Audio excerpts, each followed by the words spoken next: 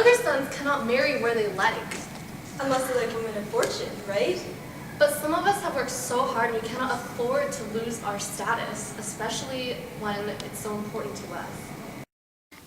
What a surprise. Elizabeth has offended another gentleman. I cannot say that I'm surprised, what with her unusual wit and all. But how could Fitzwilliam even say that about my Lizzie? He's not even attractive. How are my daughters ever going to get married? That is all I want in life. In this scene, we're poking fun at Ivy and using it to represent the upper class like Colonel Fitzwilliam. However, Fitzwilliam's circumstance is the first instance mentioned by Austen in the novel, where a man must marry a woman for monetary purposes.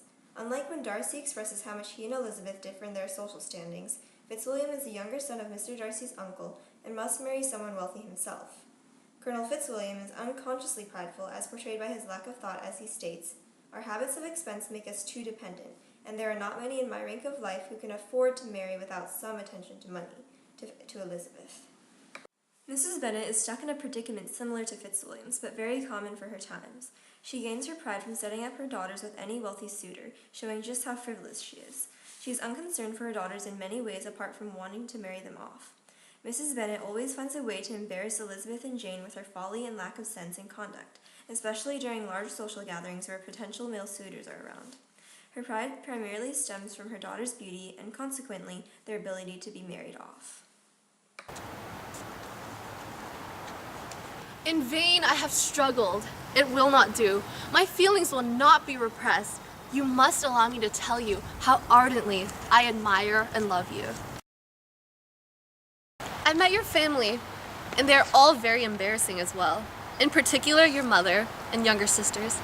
Sometimes even your father. All of them actually are mediocre, at best. I know that in the future, Harvard awaits me. You will only be going to community college, possibly flipping burgers, who knows. Why, with so evident a design of offending and insulting me, you choose to tell me that you liked me, against your will, against your reason, and even against your character? Why is Darcy even talking to her? She doesn't live in the plateau and she's only taking 1 or 2 IB classes, and her little sister is a bit promiscuous. Honestly, I don't even know what Darcy sees in her. I think he would be better off with me. We're the same social status and the same social rankings, so I think it would make more sense if he proposed to me.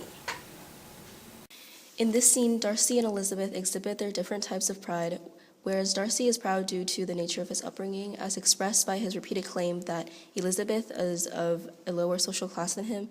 Elizabeth takes pride in her wit and intelligence.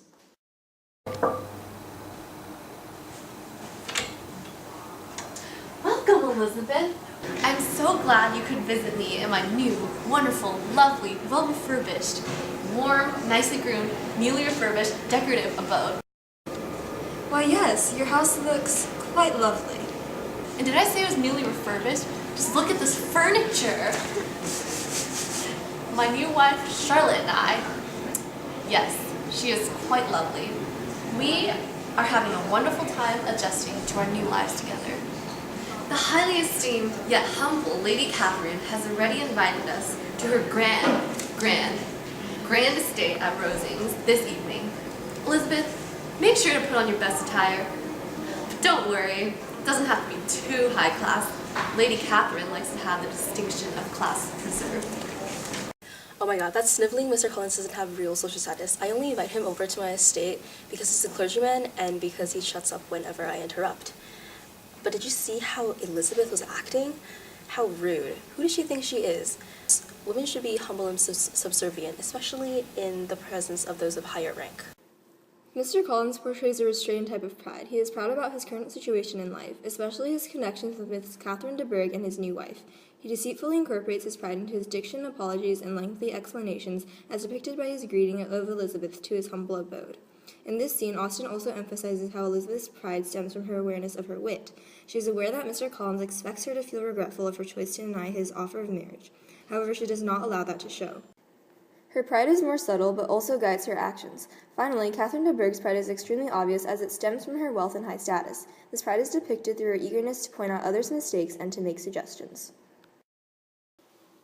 Overall, in Pride and Prejudice, Jane Austen develops pride as a principal underlying theme, as she uses its duplicity to characterize all the characters in the novel and to further the plot.